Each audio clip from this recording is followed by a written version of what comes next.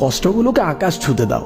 যদি কখনো কালো মেঘের আনাগোনা তোমার মনকে বিষিয়ে তুলে, তবে রবের দরবারে হাত উঠিয়ে চোখ জোড়া দিয়ে ভারী বর্ষণ করাও।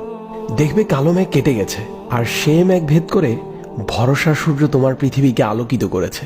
দেখবে কেমন এক জান্নাতি সুখ তোমায় পেয়ে বসেছে। নিঃসন্দেহে তোমার কষ্টের কথাগুলো এমন কাউকে বলা উচিত, যে তোমায় কষ্ট দেওয়ার পরিবর্তে বুকে তুলে নিবে, যে তোমার ভারী বোঝা হালকা করে দিবে। এখন বলো তো আমায়, আল্লাহ ছাড়া এমন কে আছে যে তোমার কষ্টগুলো খুব ভালোভাবে বুঝবে?